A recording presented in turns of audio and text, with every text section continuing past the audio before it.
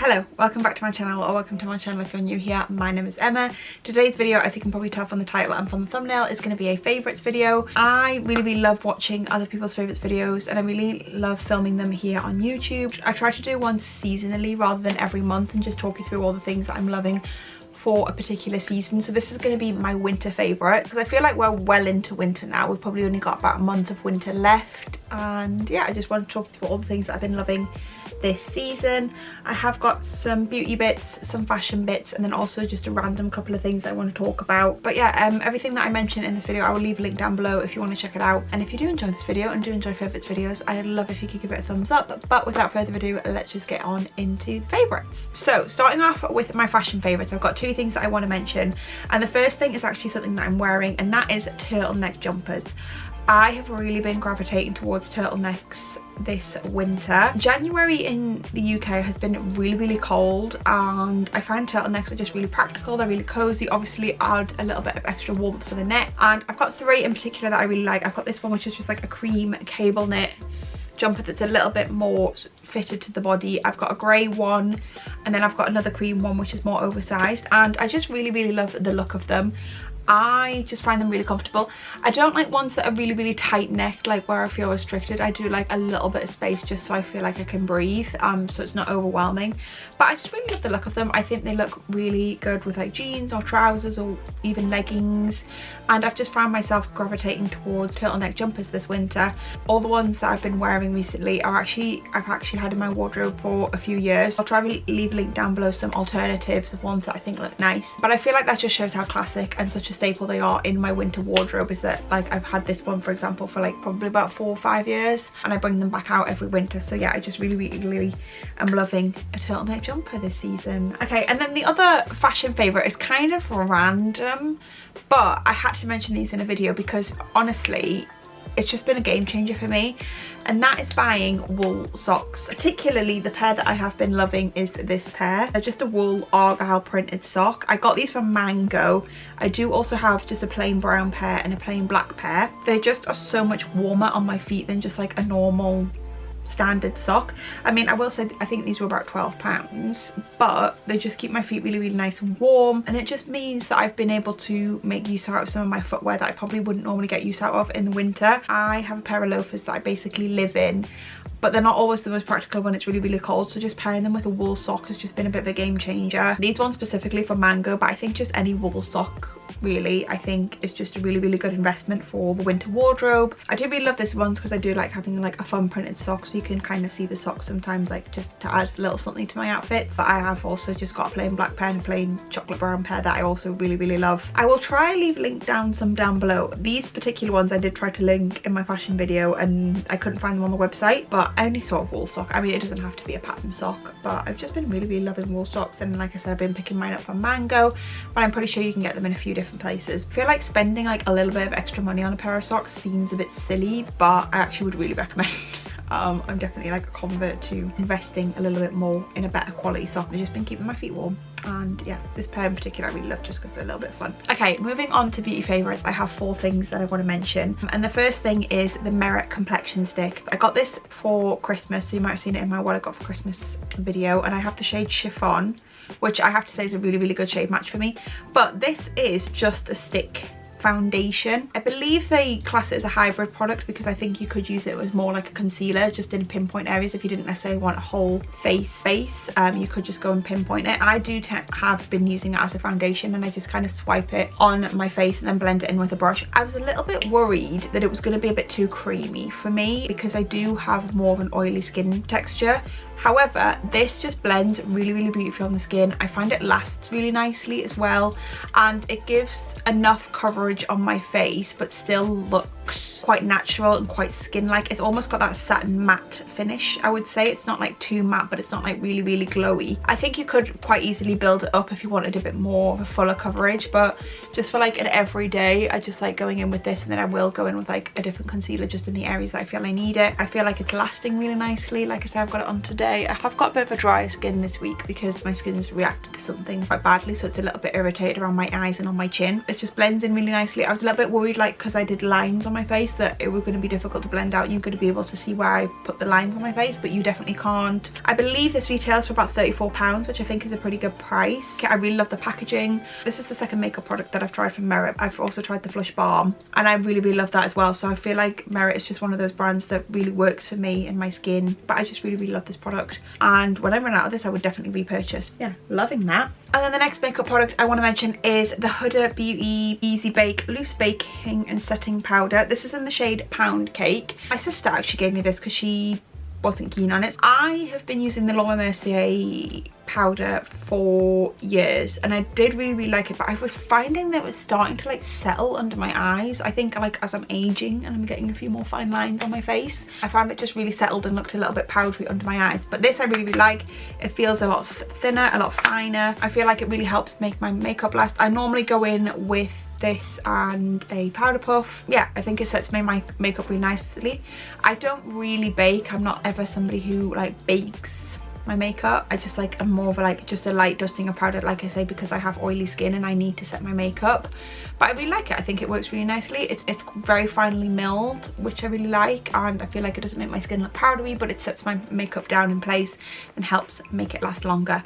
The only thing I will say about this is, number one, I'm not a massive fan of the square packaging. I don't know why, it's not as nice to hold as a circle. And the main thing I don't love is it has a very distinct scent, which I don't think I've ever heard anyone talk about the scent of this when they talk about the product. I can get past the scent, but it is a strong scent. It's almost like a floral baby powder scent, but it's very strong. I can smell this every time I put it on my face. The scent doesn't seem to irritate my skin. It's just not my favourite scent, and I would prefer if it didn't have the scent. I don't know if the scent is coming from a product that's in there that's necessary to make it as good as it is, but the scent's not my favourite. That is the one thing I will say. If you're someone who is very adverse to scents, then this might not be for you. You can get past it, and I do really like the powder, and yeah, like I said, I think it's just working really nicely on my skin. I'm not sure how much this is because, like I said, my sister gave me this, but I would definitely repurchase because I feel like a loose powder like this is something that lasts you forever. Like, I've been using this like since, I think she gave it to me at the end of November, and I've been using it for like 2 months straight, and it's still got loads left. Okay, and then the next makeup product again is something that I got for Christmas, and that is the RHODE Pocket Blush in the shade Sleepy Girl. It just looks like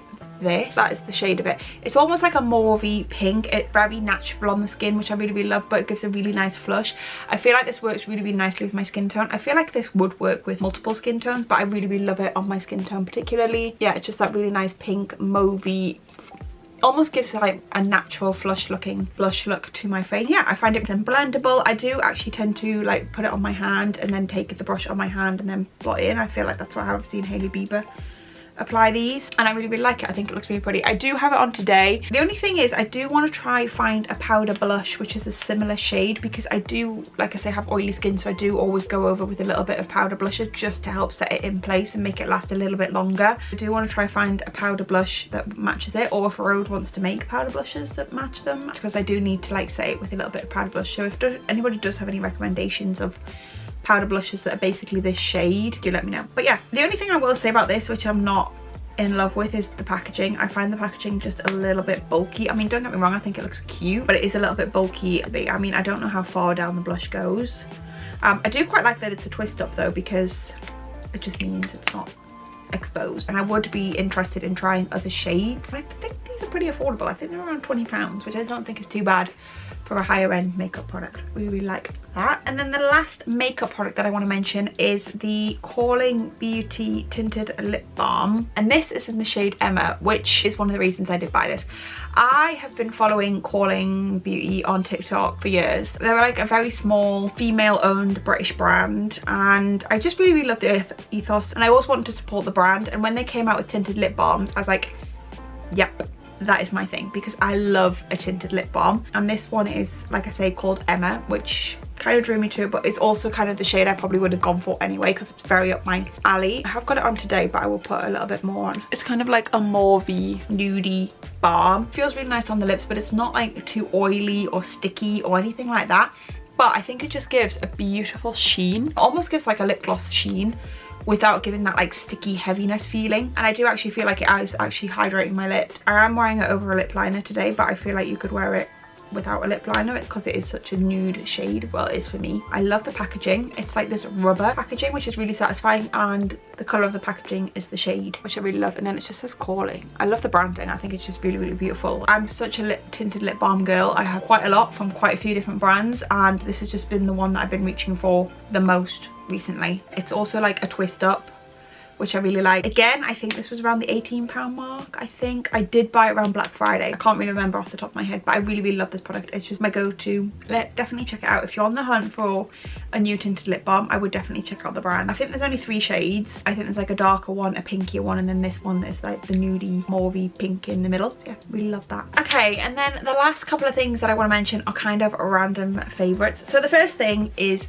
a tea, and this is the Celestial Seasonings Sleepy Time Peach Flavour Infusion tea. It looks like this. I feel like Celestial is a brand that I've heard American YouTubers talk about for about 15 years, and I found this in Sostren and Gren when I was in Newcastle at the end of November. I love a peach tea in the summer. I also have like an iced peach tea in the summer. I've never really thought of having a hot peach tea, but this is delicious. I have to have a hot drink like every night at 9 o'clock, and I go between like having a cup of tea and having a hot chocolate, and this has been my go-to like evening tea, or in the daytime if I'm cold, especially if I just want to like warm my hands up. I love peach flavors anyway, but this like peach tea is just really, really nice. Like, it's just a sleepy time. I don't know if it's helping me sleep. I assume it's just because it hasn't got any caffeine in it, but I really, really love it, and I would definitely repurchase this when I've run out of this box because it's just really, really tasty. I just love a herbal tea anyway, but I think peach is just like a little bit more of a fun flavour than having like a mint or like a lemon and ginger.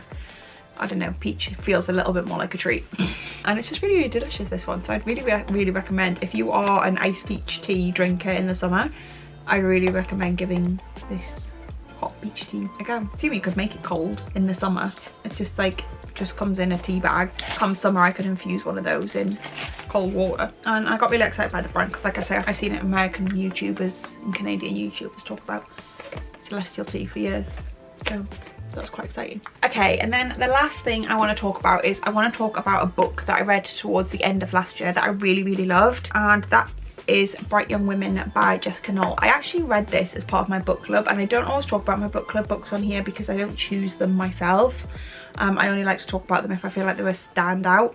But this is a book that's been on my own personal TBR to read for years, and I really, really love this book. I say that, but I say loosely it is also a book that's going to make you angry and quite emotional. The premise of this book is following 2 women who are dealing with the actions of a serial killer, and it is based on a real life serial killer. And what I really loved about the premise of this book is it takes the focus of the serial killings off of the serial killer themselves and onto the victims and people who have been affected by the unalivings. I think it was really, really beautifully written. It follows a girl called Pamela. She is at college.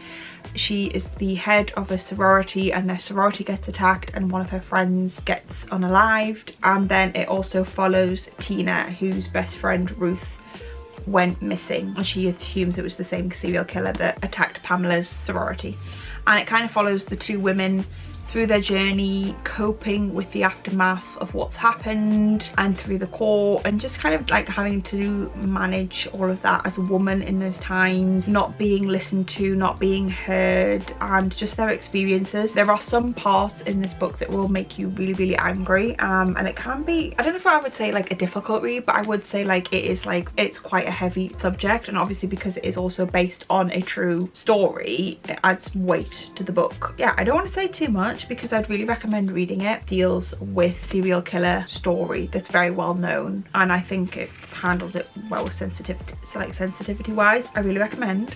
I would probably look up trigger warnings if something like that feels quite heavy to you, but I think it's really well done. I think it's a poignant read. It did make me angry at times, which I feel like is the point of the book, is make you realise what was going on in the world, how someone who was unaliving women and attacking women was like idolised in the media, and people made him almost like a celebrity, and how that affected people. Like, there's so much media out there that focuses on true crime. They tend to focus more on the criminal than the victims, and I really liked that this was more of a focus on the victims and dehumanizing the criminal, which I thought was just really well done. So it was a book that I've wanted to read for a while and it didn't disappoint, and I do want to read more by Jessica Knoll because I thought this was, like I said, really well written. But I think that is everything that I want to mention in this video. Like I said at the beginning, all these things I will leave a link down below if you want to check any of them out. And if you have any recommendations for me based on these things that I've mentioned in this video, whether that's another book or any other beauty products, then do let me know in the comments below.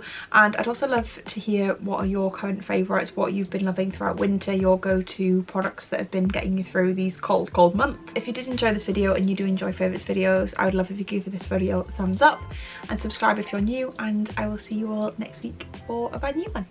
Goodbye.